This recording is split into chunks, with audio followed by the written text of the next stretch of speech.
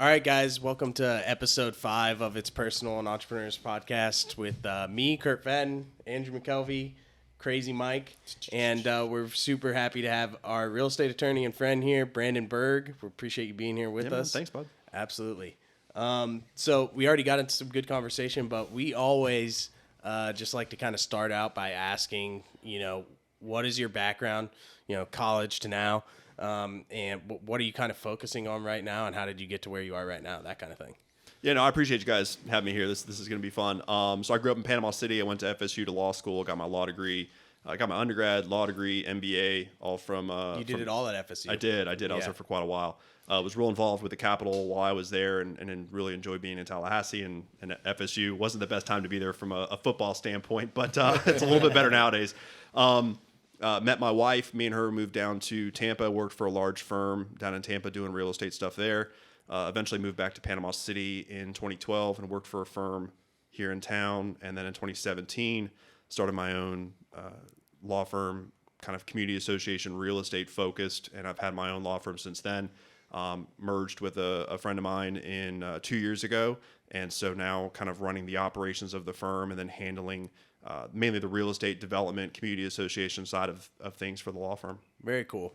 And but you do a lot of other stuff too, right? You own, you do community association management and have a title company as well, right? So we have a title company. I own a couple. We own the building that we're in downtown. I own a short-term rental 3-unit place down over there in St. Andrews. I'm a member of a boxing club, owner of that too. And then we own another rental property as well for that too. So yeah, we stay pretty busy with that stuff. The boxing club, I didn't know you were a part owner in that. Yeah. So what is that all about? So that's honestly more of a vanity project. That came about, we were looking for doors for the office downtown Panama City. That if you've been to the office, the doors are phenomenal. And when we went to New Orleans to buy the doors. While we were there, we took our contractor with us, who happened to be a boxing professional who was affiliated with the New Orleans Boxing Club. Wow. We stopped by, saw the boxing club, and we got this wild hair with some other friends of ours that how cool would it be if we had a boxing club in downtown Panama City? Very cool. And so I've wanted to go down there and check that place out for the longest time now. I didn't know that, though. Yeah. And so it was kind of tongue-in-cheek at first, and then another friend of mine, Chris Stamps, he started looking at locations and doing pro formas, and he came back to us and he's like, hey man, like this could kind of work. And I go, all right, well, I mean, I don't want to lose money on it, but I'm a big believer in the growth and development of downtown Panama City. Yep. And my thought process was kind of,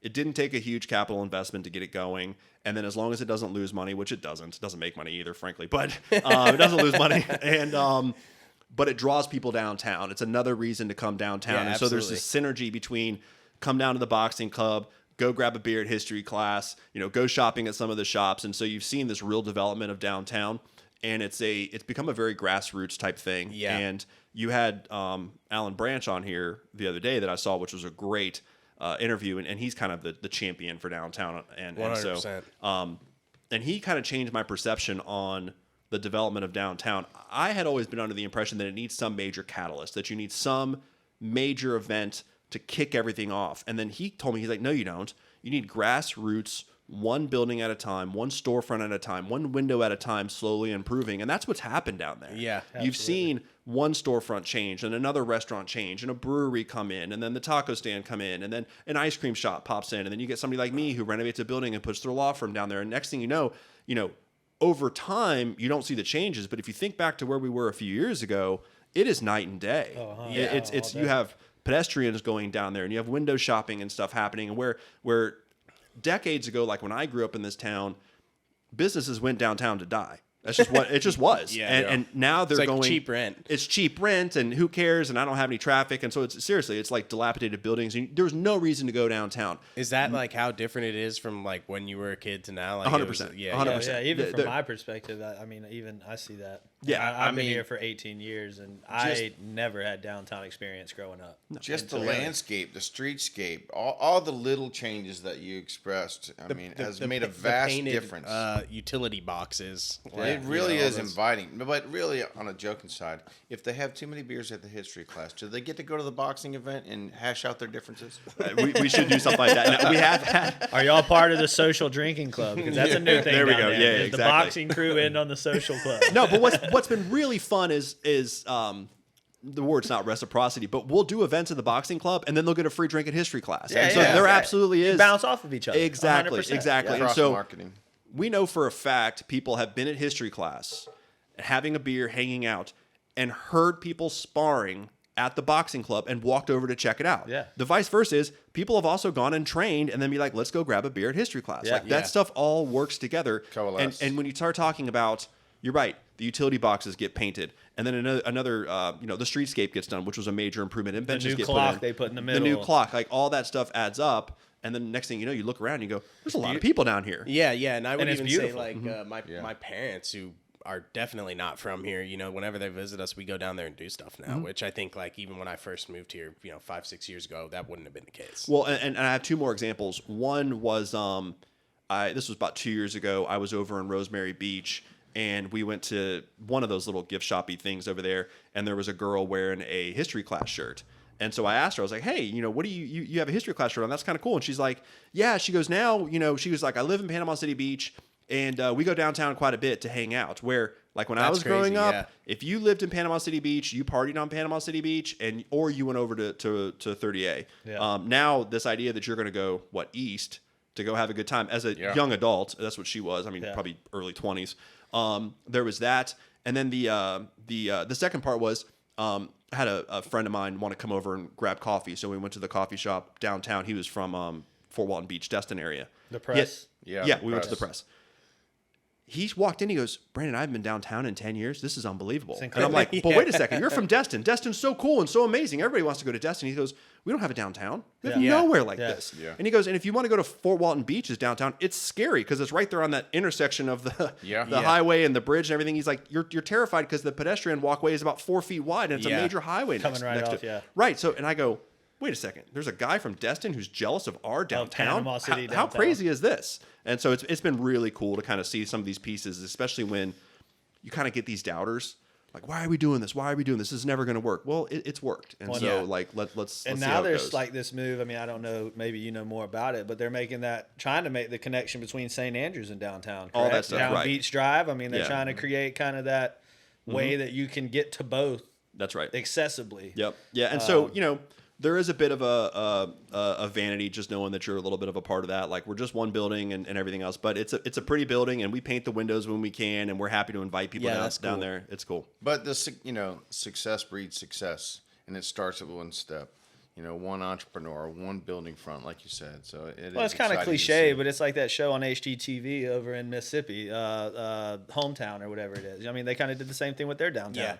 Yeah. Obviously they did it on Like a one TV little perspective, project but at a they did time. the same thing. Yeah, they hit their downtown one unit at a time, and now 5 years later, Pensacola is the same way. They went through a rejuvenation years ago, and it's a great thing. Really, really changed the landscape. People underestimate intention plus time. Yeah. Like, if you have a plan, and it's almost not as important what the plan is, like, just create a plan and then go execute, and then give it more than like a week, give it a year, give it 2 years, give it 10 years. And next thing you know, you turn around and you go, oh, wow, this has actually made a big difference. Now, day over day, it looks the same. It doesn't change. It's just like going to the gym, it's like, It's almost like an unmoving object. Exactly.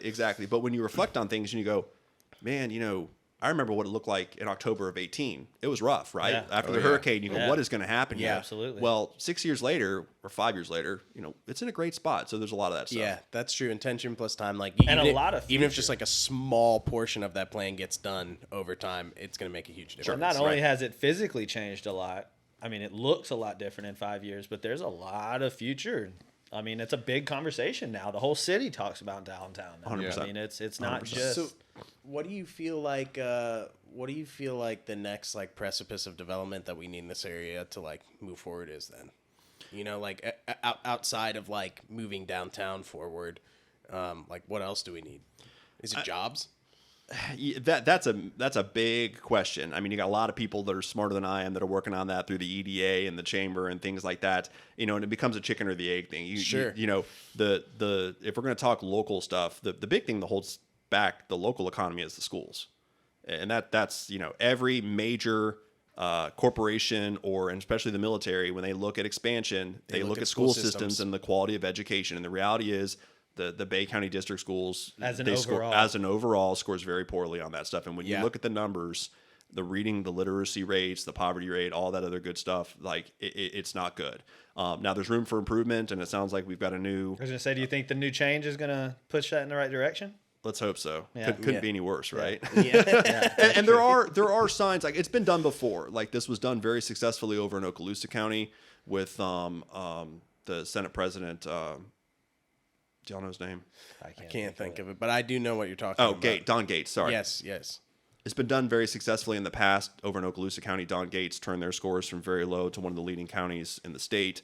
And so, and it matters because if you're looking for employees, you want quality, high education people. And so that's going to be the big thing. And that, to me, that's kind of the linchpin that'll catalyze everything else. You still need affordable housing. You still need jobs to go to, but it kind of all starts and stops. Jobs outside of restaurants and hospitality. Yeah, the hospitality tourism stuff, which is great. And the beach just does really well with it and the tourism. And that's kind of its own little ecosystem over there. But in town, in Panama City, it needs more career, more well-rounded, sustainable type things as opposed to the other hospitality stuff. Yeah, no, You mentioned the EDA, and they've done a good job of bringing new business into the area. Yeah. Mm-hmm. But I believe one of the key draws to this market to be able to bring some of these manufacturing and distribution companies was our low wages and our lower cost of living. But that is transitioning. Yeah, that is It's tremendous. Yeah, I mean, y'all are in the real estate side of this much Yeah. more than I am. Yeah, Yeah. you see Yeah. prices right now. Prices they aren't coming down a much ton. At all. Yeah, no. Yeah, exactly. Rent prices, but it's always a transition, and there's tremendous room for growth geographically gotta with think, vacant too, land. It's While it's gone up here, I mean, we're still way more affordable than like where they were being housed. Even like California or a lot of your other places Seattles where they were and your housed other or places places. like that. It's That's still true. way more That's expensive. true. Yeah. You're right. That's right. So let's talk a little bit about real estate, and you're a real estate attorney, obviously. How did that end up being like the segment of law that you got into, and why was that like an area of interest for you, or did you kind of fall into it, or was it a decision? Two things. One is I really liked the tangibility of it. I liked being able to. It has like an asset attached to it. It does, and so I learned very early on in my legal career, there's just two styles of lawyers, and they're not good or bad. There's just two styles. You've got transactional lawyers and you've got trial lawyers.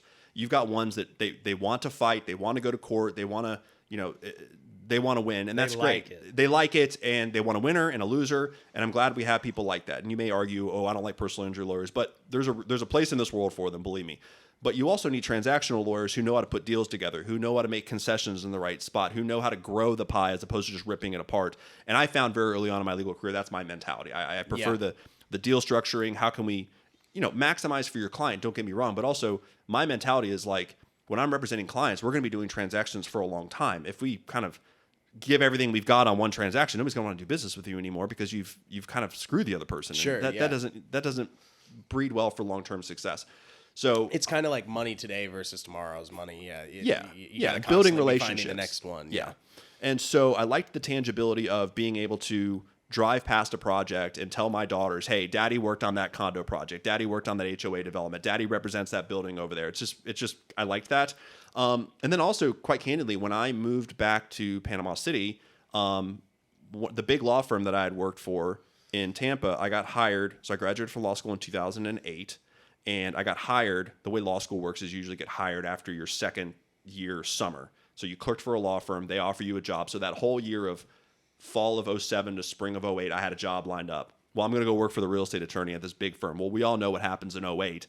And I get there, and I'm kind of grinding out work. And then after about a year and a half, they had hired me, the mayor's son, and the cardiologist's son of the largest hospital that they represent. So two local guys and me. So you're guess the low guy guess who out. got laid off? Yeah. Brandon did, which is fine. And at the time, it stung like crazy. But what I realized was it's about relationships. Yeah. And when I moved to Panama City, I go, I will never be in a situation where I don't have my own book of business. I will do whatever it takes to make sure that I have the relationships that I need to be able to be successful. Because if you have relationships, you can do a lot. Yeah, and so I merged the real estate tangibility with it. With also, I kind of looked around this market, and I was trying to be realistic about what Panama City has as far as good legal clients.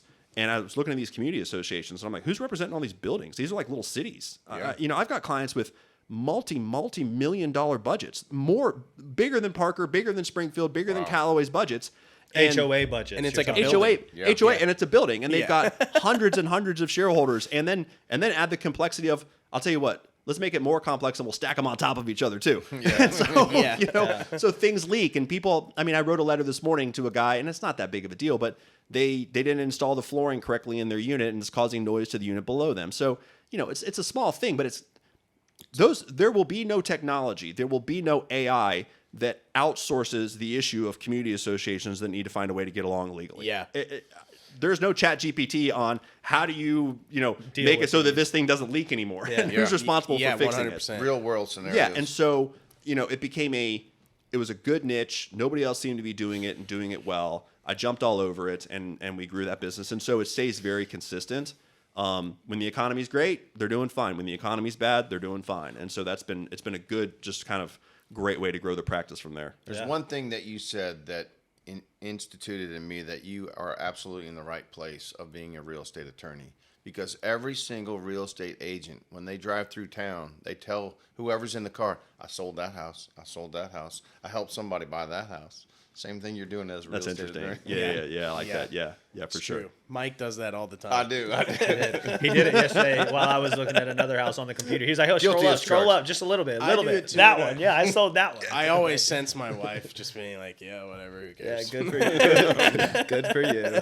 But it really comes back to, again, whether it doesn't matter who you have the relationships with, it's about those solid relationships and then delivering value to those folks. And that's Yeah. why when I got here, I'm like, I'm going to do this as aggressively as I possibly can and develop as many relationships as I can. Because then I knew at that point I had options. Yeah. And so when it became the opportunity to start my own firm, and like, I mean this in the nicest way possible, I left the firm, and the bar rules require that all the clients that you've worked with, you have to send them a letter.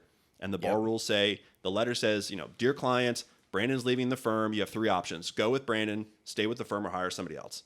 And out of the 69 letters we sent out, 66 came back and said That's they wanted to go crazy. with me. And so I was like, Wow. but talk about putting yourself out there. Like, you want to see That's if probably relationships. not the norm, I would say. I mean, like, I don't know, but you think you've got relationships.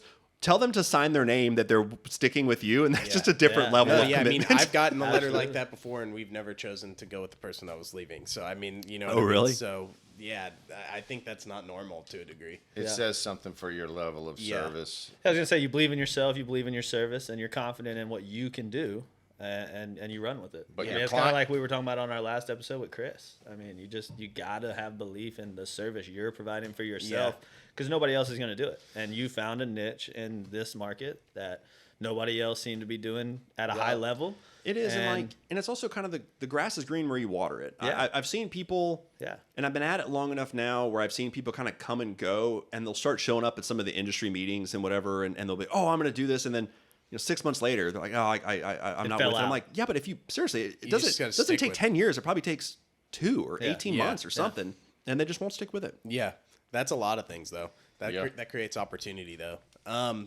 The big thing for me here, this is a question. Obviously, HOAs are not the easiest thing to deal with. I myself struggle with being part of an HOA sometimes, but that's sometimes you got to be part of an HOA if you want to live somewhere. And then you're on the other side of it, right? Like, you're like almost like an added layer to that. What kind of like complications or like difficulties come with doing CAM management on, like, because like you guys manage some subdivisions and things like that too, right? So my father owned a business that did that. I've never been in the actual Okay. management industry myself. No, it's just dealing with the personalities, and also having the confidence and perhaps the wisdom to keep people out of their own way and to talk them out of doing things that they really want to do because they're being emotional about it. And y'all may see this with real estate contracts, but it's a little different because with the community association, they're not, as a director, they're not directly spending their own money. And when Right. you're dealing with clients that are cutting checks from their own pocketbook or from a business that the owner is actually feels the Sweat consequence, equity, right? yeah. They're much more discerning about their funds. Reminds me of government spending. It's very similar to government spending. So you can get some attorneys that go, sure, you want to sue them? By all means, give me a retainer and Let's I'll do do it, it. Right. yeah. And you got to be like, but I haven't done that overtly, but there's been there's been times where I've gotten drug into cases because some director had an axe to grind, and I probably should have stood up and said, this is your personal beef. This is not what's the best return on the investment for the owners out there. This situation. Yeah, and then you Interesting, find yourself yeah. in a situation where you're like you're kind of pot committed and you don't want to be. So it is really hard because that director, they go, I'm ready to go. And sometimes it's also a tough position for the other directors to stand up to that person and say, hey, we're not going to spend the association's funds on this, because usually that person's so like it's well, it's like their normally, neighbor or the person loudest across the person street. in the room, Exactly. And so having the confidence and the maturity to be like, look, I know what's best for you guys. This is my advice. Here's what y'all need to do. That's probably the biggest challenge. Yeah, Yeah. that makes sense. That's fair. You've given me some advice like that before. I appreciate that. Yeah. Yeah. Yeah. Well, I mean, in general, like, and I would tell anybody who's listening to this, like, very rarely, in fact, I would say for me, and maybe it's just anecdotal to me, I have never had a client go toe to toe, blow for blow, and at the very end of it be like, I'm so glad I did that. That was such a great use of Yeah, my time. I believe that. I mean, every instance, even if they win, they go, I so wish I rather would have spent all that time and money and On some resources other- on moving the ball forward, strategizing a new situation, hiring Yeah. a new person, going out and getting my clients, new clients or whatever else, rather than dumping tens of thousands of dollars or $100,000 on. I mean, look, I defended an association not far from here who spent $300,000 over a driveway. Wow. I'm not kidding. I'm not I kidding. believe that. I mean, just knowing people, I 100% Yeah. believe that. Yeah, and so you go, I mean, And then so you add to it, it's not their money. That it's they're not their spending. money. It's a small association. It's like 36 doors, so 10 my. grand a door over a driveway Wow. that they ultimately ended up losing. Wow. And so you're just like, my gosh. So that type of stuff happens. Yeah. Pick Yeah. your battles. Yeah. Yeah, you think? It's relatable. Yeah, definitely. Yeah. And Absolutely. also, to a degree, it's kind of like, I think that's what's valid or helpful about in a dispute having legal representation. Though it's kind of like what I always tell people about why realtors are valuable too. It's like, yeah, can you do it? Sure, but are you going to make the most clear-headed, objective, data-based decision in this situation? Probably not. Like, even when I listed my own house on the beach last year, I had Andrew listed and I paid him some to do it because I knew that me interacting with the buyers and my emotions being involved in that, like, I didn't look at it like a subject property. I looked at it like, okay, I need to get X amount of it and it's worth this and that, and I don't want to change this and that, right? So, like, I think it's the same thing in this situation, like just having someone that can say, hey, no, that, because we're emotional people, right? And if people's emotions get into the mix with things like Yeah. that, then they're going to want to, go all out. But on the tail end of it, having someone who said, hey, maybe that's not the best idea, when you do finally come to what the resolution was, you're like, okay, yeah, that was probably for the better. You know, having the maturity to realize that is really important. And I'll say I'm in the exact same boat as you are, Kurt, because I've had situations, and they don't happen much. We've had an employment issue where I was so riled up about this thing. I was like, we got to hire counsel. I'm not thinking well on behalf of the organization because it's so personal to me. And you'd be Yeah. like, well, but as an attorney, and I'm super logical. I'm usually very even keeled, very steady, very strong foundation. Like, I'm not going to get riled up over something. But when that guy emailed me, it would piss me off so much. I had to take a step back and hire my own attorney. Like, but I knew the law. I can read the statutes just as well as this guy did. Yeah. But it was worth hiring somebody just to deflect. Pulling that emotion out And of it. give you, and then you can say, like, is this cool? Do I need to settle? What do I need to do here? And it's the best money we've ever spent. Let's let somebody spend money on basically buying logic. That's the way I see it. For sure. Yeah. We all, from sure. time to time, need a voice of Third party reason. logic, uninvolved logic. Yeah, but having that maturity to know, even though it's my industry, like, you guys should be able to sell your own. You guys should be able to sell your own properties with no problem whatsoever. Obviously, Yeah. you know how to do a listing agreement. You know how to put on the MLS. That's not an issue. But having that person there to help be your advocate is incredibly important. It's such more of like people ask us all the time, and I think it's just a common question that people want to know, like, what makes you different, And I just tell people a lot of time, like, nothing really makes us that different. Like, the truth of the matter is, and you know this, like, taking pictures, putting something on the MLS, running comps, like, if you can't do that, like, you're almost invalid, right? Like, you have to be able to take a picture or hire a photographer, run a comp, like, over time, learn the industry. So it's like relatively basic things, pricing right. it really comes down to like the intangibles. It's like, when those people come, do you collect the proper feedback? Do you know what to do with the feedback? Do you know how to adjust the price based on the feedback? Do you know how to have a conversation with another realtor or a potential buyer without giving away the farm while still being honest, right? Do you know how to handle a negotiation? Do you know how, when it's under contract, when things blow up, to keep it under contract and get it from beginning to finish? That's really what you're hiring a realtor for. Like, to a degree, the rest is sticks and bricks, right? And knowing how to analyze it, take a photo, market it properly, which everyone can figure out. But that's the truth of it, is like you're really hiring some of those intangible things and taking away some of the emotion for the transaction for people. Effective communication. Yeah, so you are. I guess where I'd push back on that is, I don't think, whether it's law or real estate or being an agent, I don't think the clients care. I don't think the clients care because they don't know. And True. the reason why I say that is because, the whole, like, they don't know how the sausage is made. Mm-hmm. You're selling them a feeling. You're selling them a confidence and a comfort that you're going to represent them well and you're going to get them the best deal. They don't know what you say to the other agent. They don't know how if you strong arm them, or if you're nice or you're kind or whatever, and they assume your pictures look great, and they assume you're describing the stuff on the MLS well too. Like, I guarantee, I'm put you guys on the spot here. How many of your clients have ever proofread what you put on the MLS? Maybe one.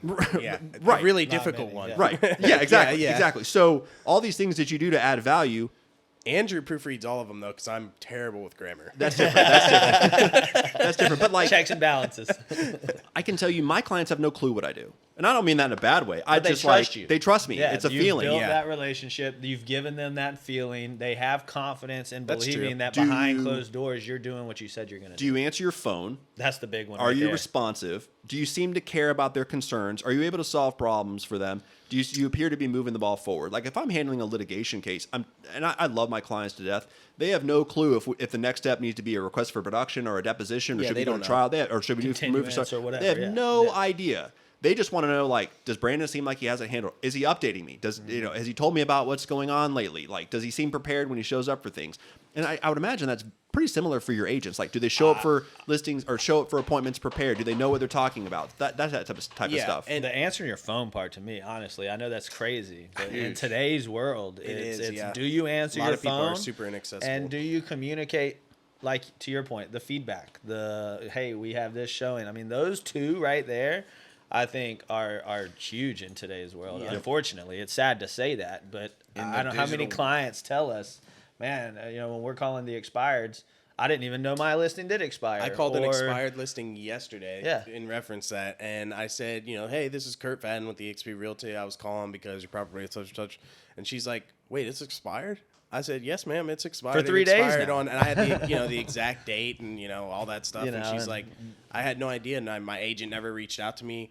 And she's like, honestly, I was going to renew with him, but he didn't even give me an option. So if you want to come take a look at it, I do need to get it sold still. And we're going there, tomorrow? No, as an ad lib. Yeah, we are. Yeah. And as an ad lib for that, though, like, that was like 200 calls deep and being told to go F myself a couple times, too. So that's not like you don't just get on the phone and find those, right? But it is crazy. There's a lack of communication out there. But in this digital world, it's still all about that personal connection. And that'll Yeah. supersede any camera, anything else that you can connect with your client. That's going to win the day time and time again. I feel like whether it's law or business or real estate or whatever, there appears to be this desire to find some new quick hits or some new tactic or whatever, and they won't do the fundamentals. Yeah. The fundamentals are still the fundamentals. Like, I know, and we're doing this podcast now to get increased reach and whatever else, and that's great and it's super fun and I'm happy to do it. But this does not replace picking up the phone and calling somebody and establishing a personal relationship Absolutely with them and not. getting them to know Mike or Kurt, getting them to know you guys and trusting you guys and feeling like that's this is more of a validation rather than a discovery. It's an tool. icing on It the is an cake, icing on the yeah. cake, exactly. And why? And it seems to be across industries where it's just this constant look for. Well, there must be a new social media tactic. Well, if I posted at 3 p.m. instead of 2 p.m., I'm going to get more. You can drive Call yourself the crazy damn with person that. and see how they're doing today. Yeah. It's their birthday. Send them a text instead of one of 85 happy birthday messages on Facebook. Hey, Andrew, good to see you, bud. I hope you have a great day today. That to me means infinitely more than the 97th like on my Facebook post that I don't even pay attention When it's to. all pre-scripted. You didn't even type it. All you did was click happy birthday. Yeah, and it everybody posted hits it. happy birthday, congratulations with 3 balloons afterwards. Yeah, like, yeah. wow, that's really random. that Very everybody- unique. feels very personal. Exactly. I That is appreciate true. that. Exactly. Yeah. I don't do even go check the those. extra mile to customize my background for my happy birthday. That's how you distinguish yourself. Did you do that to Exactly. me? Because I didn't. Yes, I didn't look absolutely. though. That's the thing. Absolutely. And to his point, I didn't care. Yeah, well, That you is should. crazy, You Mike. should. But I'll go back. Do you recall lately how many people texted you on your birthday? Not many. Yeah, not many. My birthday Yeah. was last month, Yeah. and I mean, you know, you got your close friends, but outside of that, no. Right. Yeah. Exactly. You're close friends. No, nobody You're cares. close friends. So just that little, it doesn't take much to distinguish yourself anymore either. Yeah. Yeah. It really doesn't. And That's so true. Yeah, and I think, listen, I learned this the hard way. Working in corporate for a long time, corporate sales and like leadership and management, you always had this structure around you in like other departments. So like if you didn't quite get something done or you just focused on this or like you pulled this and pulled that, you could still get some pretty like incredible results, right? Because you had this huge infrastructure, but you don't realize when you're in the middle of it, like how much all that costs, right? And you're like, okay, my job was actually pretty simple at the time because I was really just pulling strings and directing people.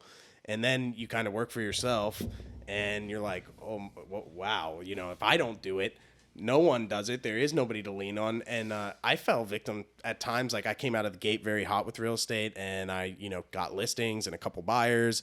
And then, you know, I got distracted with the restaurant and other things, but I lost sight of, you know, making a call to people and saying, hey, I'm a real estate agent. I saw you were trying to sell your house. It's not sold anymore. How can I help? Right. And some people don't want to have that conversation, but a lot of people do. I had a lady yesterday say, man, I'm so glad you called me. My husband's in the hospital. We need to get this sold. We had to cancel it back then. You know, we need help figuring out the windows and this, that, and the other. I'm like, great. We renovate houses. We can come out. We can refer you people. You know, she was glad I called. And you're finding that one or two people that is glad you called, not the, you know, the 30 that are irritated with you and don't want to talk to you. But it is a fundamental thing, you know, just getting in front of people, building relationships, being willing to make a call. No amount of sitting here coming up with a marketing campaign for Facebook or sending a direct mail or anything is going to have the same result. It's just remembering to talk to people. You know? Yeah, and being consistent and being focused. You know, you mentioned about the restaurant and kind of getting, you didn't say this, but kind of distracted by that. That is definitely the word I would use, yeah. With the way things are going economically right now, as I talk to other business owners, everybody's really buckling down and focusing hard on what they do and like really honing in on their core competencies. And the days of the free money, whether you like it or not, the PPP money and the ERC money or whatever, all that stuff's dried up. And so now all of a sudden, all this kind of like fake play money is gone, and people are having to really look at their balance sheet and look at their P&Ls and make sure that it makes sense. And so to have this delusion, and I'm not trying to cast aspersions here, but to have this delusion that you're going to be able to do something on a part-time basis that somebody else is having a hard time doing on a full-time basis, like who do you think you are? Yeah. And this has happened to me too. I go, oh, I can go run this, I can go run that. Like I'm Brandon Burg. Like as long as I own it, it'll be successful. That is not the truth at all. I'm only one person. Right. And Yeah. how audacious is it of me to think that I can spend 50% of the time on something and outcompete somebody who's doing it 100% of the time? That is ridiculous. Yeah. And so, like, I better stick with what I can do and do it really, really well. Otherwise, I'm going to get my ass kicked, and rightfully so. Listen, that is 100% accurate. And we tried that. we tried that. We tried to do a restaurant and be real estate people, and we realized very Well, it's sexy, quickly- right? It's cool. It's talk about, oh, Yeah. I got 13 K1s and it's awesome, and I got all these side hustles and whatever else. Yeah.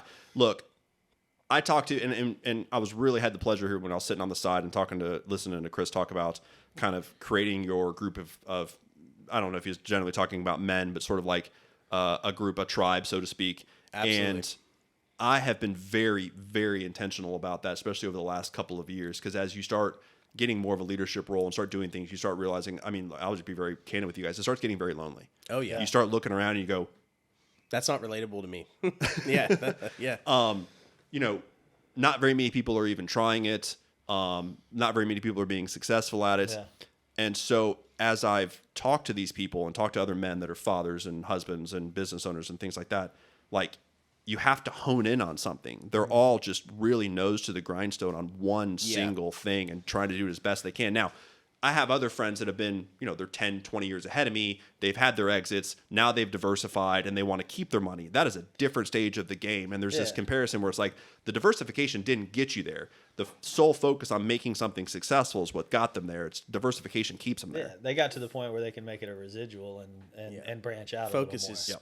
which is good for 100%. them. But that means, to your point, they spent a lot of time focusing on that before they got there. Focus is huge. That's I would say my biggest takeaway from last year, honestly, and I'm going to use the word distracted with the restaurant is I fooled myself thinking that I could be a full-time professional / salesperson / advisor while running this whole other business with employees that required marketing and people management and all this stuff, and it was just a total delusion. Yeah.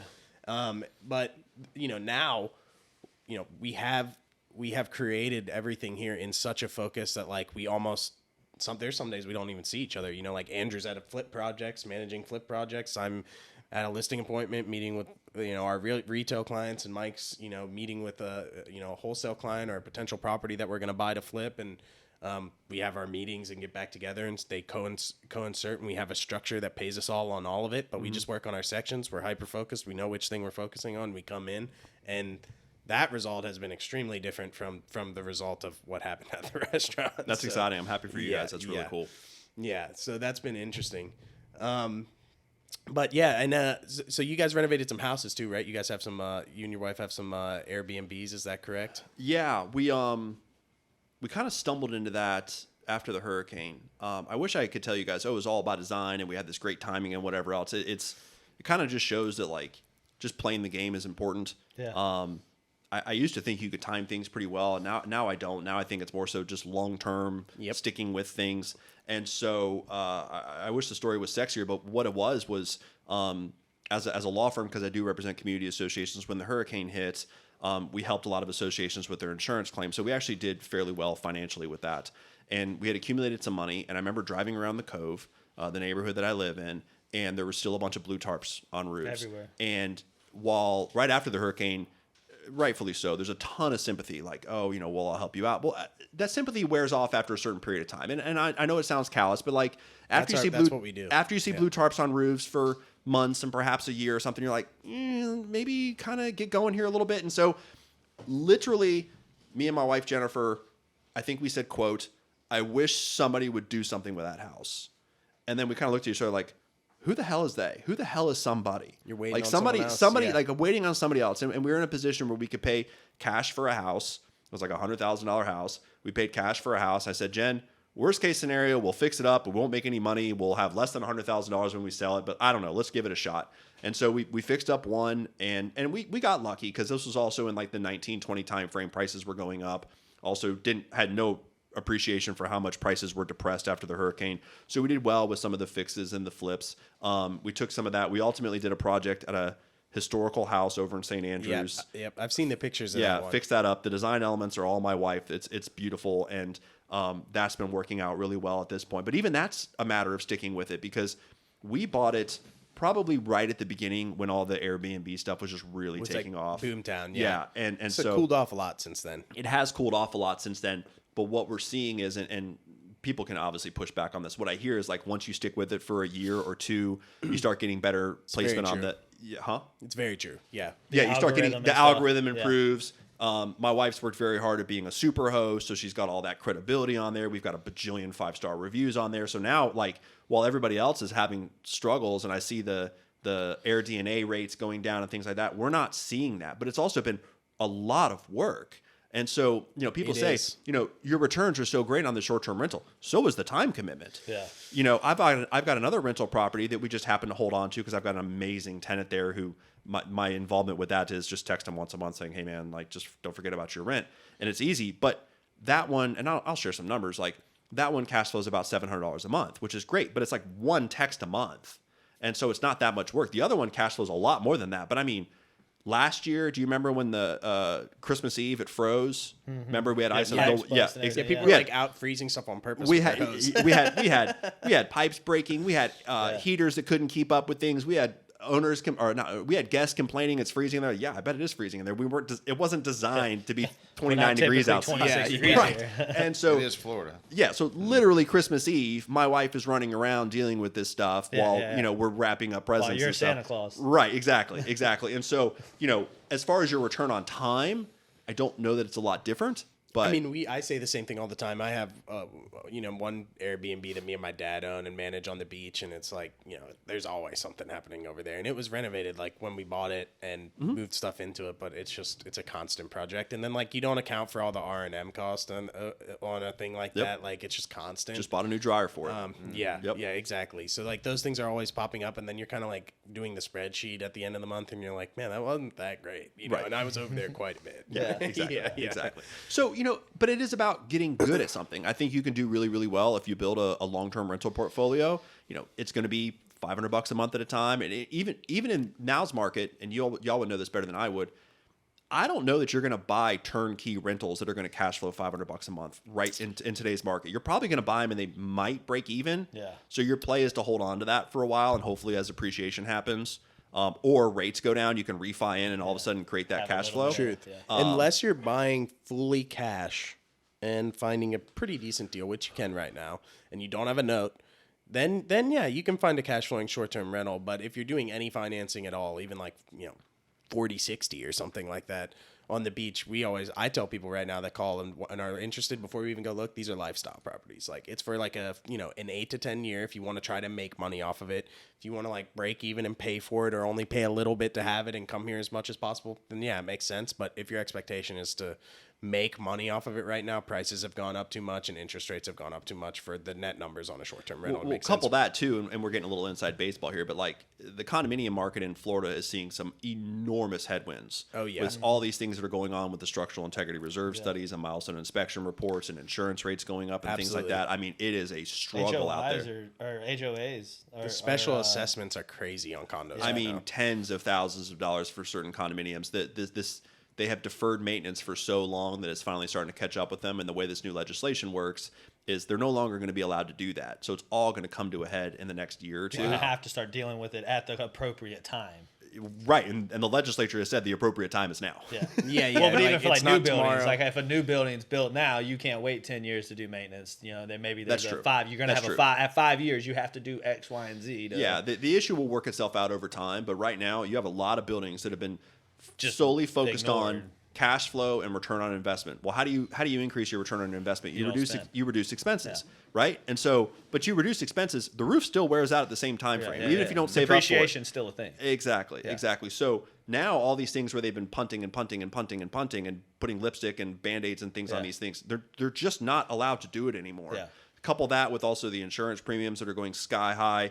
And so it's just And you've a seen condo some collapsing in Miami. well, that's Yes, the that's that's the the catalyst catalyst of for this all whole of it, thing. yeah. Exactly. So when you start penning out a pro forma on a condominium on really anywhere in the state of Florida, it's really hard to make it work right now. But also for this market in particular, we've seen an influx of new hotels. Yeah, that changed in the last 3 years. Changes Yeah, it too. really Yes, is. yes. Which we were isolated for quite some time. There- but yeah, there was- infrastructure improvements Not and all only the gas hotels, stations. but an a lot influx are of people coming there. buying houses and townhouses, Yeah. turning them into Airbnbs, which takes away from like my townhouse. I don't pay HOAs, right? And I Yeah. get pretty close to the same rate as the condos nearby to a degree. So that just makes a lot more sense. Less hassle. Yep. Yeah. For sure. So, kind of similarly on something we were just talking about. We were talking about like cash flow on the rental property. Something we've been really focusing on recently, and I'm not sure like if you have any particular thoughts on it or something that's been on your radar. But we're kind of getting into doing creative finance, and we've been kind of taking training courses and reading up on it as well. But there's a lot of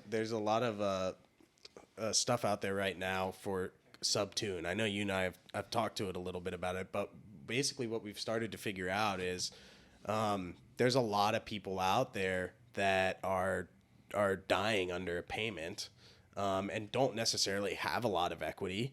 And so they're stuck in a situation where whether it be wholesaling or like a realtor or really just like any traditional method that's out there, they almost can't sell it, right? Because they'd have to price it too high and they just don't have the means. They have to have a way to live, right? And so what you can do is you can go and offer sub-2 financing where the mortgage stays in their name.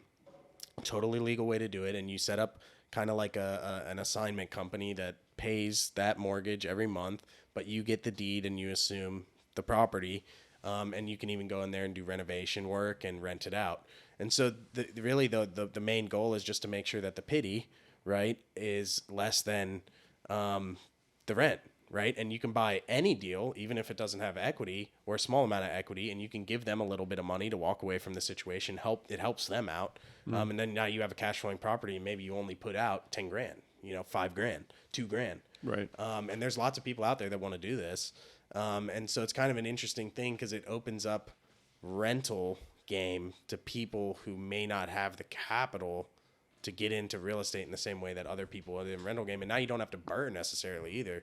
You don't have to go through that whole process of submitting paperwork and getting credit approved. And all you have to do is have enough cash to maybe do a little rehab and get a renter in there and give someone enough cash to exit and make the payment. Yeah, I mean, for the right person, it works out really, really well. I mean, you got to have a willing seller and a willing buyer, which is obviously, in any case, it's finding the right transaction. But there are situations out there for sure where you've got somebody that's struggling to make that payment where it would rent out just fine. Banks are becoming more privy to sub 2. Yeah, and keep in mind, most of these mortgages are held by large institutional investors, and they move very slowly. And so for the longest time, this idea of taking something subject to was just not an option out there. The banks didn't have the mechanism for it. They didn't know how to vet these things. They didn't know what would happen. And if you did it and the bank found out and they hadn't given you prior approval, they'd probably call the loan in default because they'd say, hey, you sold the house without talking to me, which is almost always a non-monetary default on the loan. And they wouldn't have a box to put you in. Keep in mind, like, these large institutions, whether it's Fannie or Freddie or whatever, like, you got to fit into a box. That's just how they work. They wouldn't be able to work otherwise because you can't.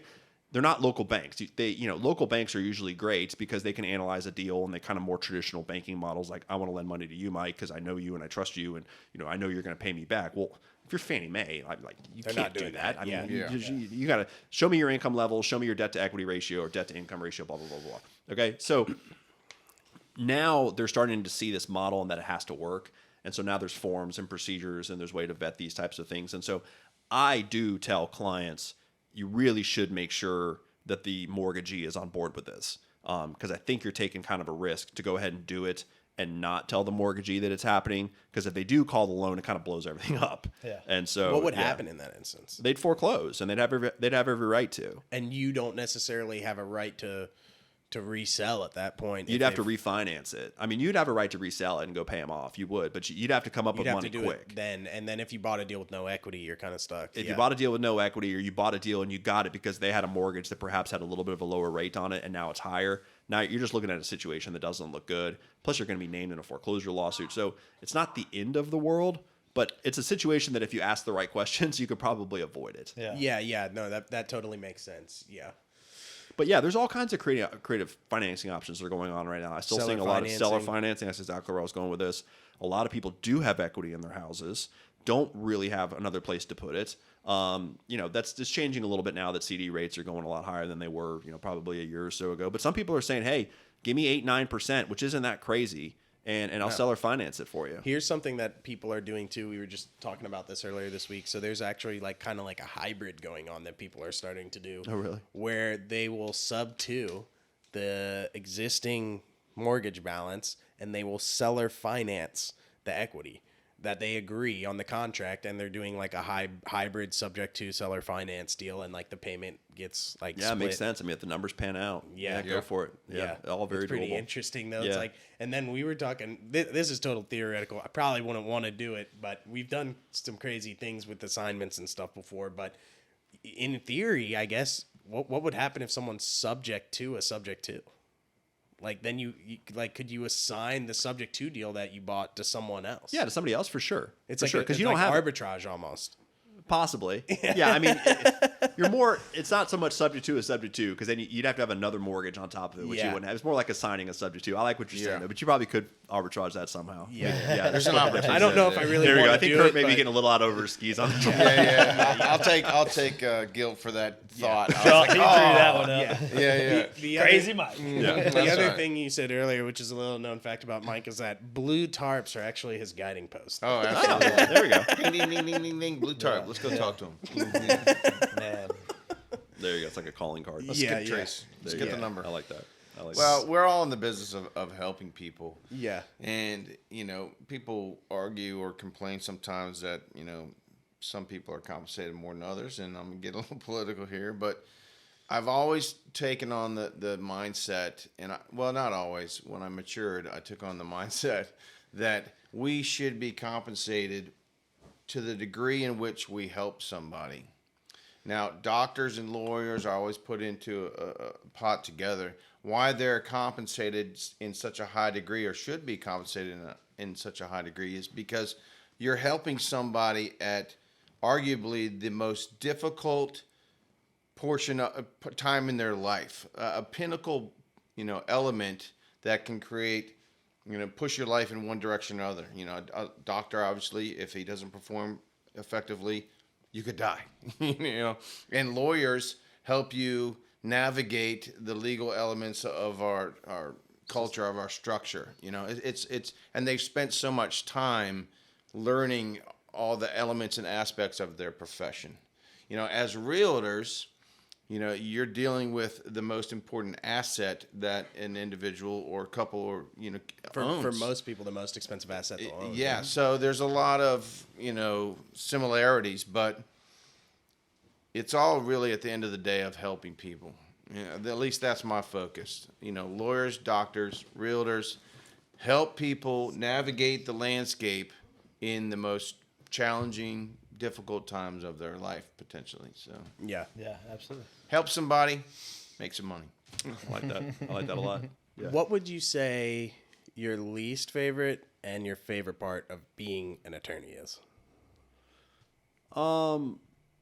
So my favorite part is doing the development work and dealing with the tangibility of it. I mean, when you've gone from a raw piece of land and helped them through the platting and the development and help them through some of the construction issues that always end up coming up, or some sub issue or whatever, and then get the governing documents together and then finally go to the closing table and like literally hand somebody keys to a house. That's really cool. That's super fun. It's a long process. fulfilling. Yeah, it is. I do enjoy that. The least fun part of it is, I kind of touched on it earlier, is having the fortitude to stand up to your client at times and tell them, hey, what you're doing is not good for you, not good for your community. That's the part, because it can cost you a client, because the client, they'll go and they'll say, hey, well, I'll find another attorney happy to do Who will this. listen to me? Yeah, exactly. Yeah, exactly. I pay you. You listen to me. Right. Kind of And mentality. then, I've had this thing lately where I feel like people have been watching Suits too much. And That's they'll be true. like, I mean, just go read the contract harder. I'm like, it's not a matter of reading it harder. It I says found what a it says. loophole. Yeah, exactly. Spoiler alert, there's not a loophole to every contract. Yeah. There's just not. Like, sometimes you're just screwed. Like, I'm sorry. Sometimes it's just not how it works. Yeah. You just got to be Harvey Specter. I know, right? And so, yeah, even my wife gives me a hard time. She's like, come on, Brandon, look at it harder. I go, no, it's not. It's not. Well, in It's the not. show, they hand them a contract and they're like, "Oh my god!" They Yeah. close it, and I'm like, "How did they figure that out so Yeah. fast?" They Or didn't they'll even tell read it. what's his name, Mike, go back and look at it again. Find a loophole. It's like, Yeah. okay, well, I can. It just so yeah. That's Create that's a little frustrating. Create a too. loophole. It Yeah. may not be a real Yeah, loophole. exactly. But Yeah. That's hilarious. So, but- Well, listen, we want to end with our favorite question to ask people. If you had to leave all of our listeners with a sentiment of any kind, professional advice, personal advice, whatever it is, what would be the one thing off the top of your head that you would want to leave with people at the end of a show that might be encouraging to them, or a good tidbit for them? That one nugget. Well, I'll give you a very non-lawyer answer, because I was thinking about this with you guys talking to Chris. I think the big thing would be win the game that you want to play. Like, yeah, y'all were talking about that before, as far as like, I think people tend to play games unintentionally. And when I say games, I mean like life games or parenting games or work games or whatever it is. And they'll find themselves in a situation where it's like, why am I even doing this? Why am I buying this stuff? Why am I doing this? Why am I in this job? Why am I with this person? What am I doing? And so it's like, there's two parts of that. Define what it is. Like, what are you trying to do? Like, and not everybody wants the same thing. And I've become much better about understanding that like everybody has different goals, and that's really, really okay. Yeah. Like, I want to grow my business. I've been working very hard at that, being very intentional about that. That also means my golf game isn't as good as it could be, right? And that's okay. Like, there's a season of my life, I'm sure I'll be much more focused on getting my handicap down to scratch, and maybe my business will suffer a little bit. Yeah. But I also turn around and I talk to people. I'm like, why aren't you trying to grow your business? And some people are like, because I'm super content where I'm at. And that doesn't okay. make that, yeah, and that's super okay. And I've really been, now that also means that I'm trying to find other like-minded people. Like, Yeah. it's easier for me to get in a group and sit down with a group of guys like y'all that are trying to do those things, trying to grow their business, trying to do more. But so it's like define what you want, be really intentional with what you want, and then go after it. Like if your goal is I want to hunt and fish as much as I possibly can, I'm going to work till I can afford my hunting habit, which there's plenty of people around here that do that too. Oh yeah. Then great. Then I hope you get the biggest buck you can get this year. Like I don't know, what, so that's where I'd leave it. I got some subcontractors that disappear for about 4 months every year. Yeah, and my joke around here is like, I can find all kinds of people to have boat motor and hunt and lease conversations with. There is no shortage of those conversations being had. But when you start talking about like, how do you be a good father? How do you be a good husband? How do you be a good member of the community? How do you run a good organization? Those are the types of conversations that are much more challenging. Having a strong faith for sure. Yeah, all those things I couldn't agree with more. And I myself, I would say for all of us here to a degree, but I myself over the last like year and a half, it was always that cliche thing that you like read in a book or something like that. It's like your circle, your circle's your net worth, that kind of thing. And I didn't really take it seriously for a long time, but lately we just hang out with each other and a few other like-minded people. We have Chris, our business coach, and some people he's introduced me to that we spend our free time with. We enjoy spending our time with people like you, having this conversation. And it doesn't mean I'm not still friends with other people, but I definitely spend my time differently and try to be in rooms having different conversations. Yeah. I mean, you still got a lot of love for a lot of people. I mean, whatever. I've lived here for 20 years. I know a lot of people here locally, high school, middle school, professionally, college, whatever. Don't talk to them. I mean, on a continual basis. It's not a everyday thing. It's intentionality and believing your why, your what, your where, and your when, and really focusing on making sure that you take those actions to get there. I mean, I'm in that same camp. Like, I don't reach out to any of the high school friends that I had around here, and I wish them the best. I really do. I don't have any hard feelings. And when we see each other at whatever event or at the gym, hey man, how's it going? Hope your kids are good. All that stuff's great. And I'm going to like and follow your Facebook page 100%. For your new business. I'm going to support you and all those things, but on a daily basis, I'm focused on what I need to do for this business and my family. And Chris, we've talked about this with Chris a lot in like our team coaching sessions, even individual sessions. It's like you get to a point where you realize, life is a do-it-yourself project. No one's waiting around the corner to like, hey, come do this deal, or I want to bring you into this business that I built and make a lot of money for you. That's not reality, right? And also your friends, although you're your friends on like a friendly basis, like going out and I'm just using this as a random example, but going out and like, being at the bar or spending your money every weekend going on a vacation somewhere or, being unfocused, that's great and it's fun for a time. But there also comes a time when only you are going to do what's necessary for your family and your business to get where it needs to be. And, all those things come in due time, but you have to make a sacrifice at some degree too, to get to that point. And I think it took me a long time to realize that not everyone has my best intentions for my family and my business in mind, even if they're a really fun person, they like hanging out with me. And you have to make that decision for yourself. Hey, we can still be friends, but I might not be intentional with spending my time with you. I need to be intentional about putting my time into my family and my business. Yeah, I mean, I'm really getting big on this. Maybe it's an age thing. Like, I just turned 41, and my girls are one's about to be 10 and 6. Like, everything you say yes to, you're saying no to something else. And there's a phase in your life where it's like, oh, there's an event, I'll be there. Oh, there's a meeting, I'll be there. Oh, there's a coffee, I'll be there. Because you kind of don't have a choice. Like, you have a lot of supply of time and not a lot of things to do. Yeah. But that switches at a certain point. And every meeting that I go to in the evening is me telling my daughters I can't be home for dinner tonight. Every time they're doing this podcast means I'm not doing something at work. And that's okay. And I'm happy to do it. But it's also when you start thinking of things that way where, I'm going to get up early to go to the gym means I'm not going to sleep in today, that's okay. And it's not always good or bad. It's just intentional. Like, okay, cool. I'm good with that trade-off at this point, given what I want to do and what my goals are right 100%. Now. Yeah. I agree with that. That's huge. Well, we appreciate you taking the time. We know you're a really busy guy, to come on, talk to us. It was a great conversation. And we appreciate you being on. Yeah. This has been super fun. We'll satisfy our invoice when you send it over. Not a problem. Exactly. I'll divide it up 3 ways. An hour and 15 minutes. And come back anytime. Yeah. That's awesome. Cool. Thank you, Brandon. Thank you, guys. All right, guys. That's episode 5 of It's Personal podcast. And we can't wait to be back for episode 6.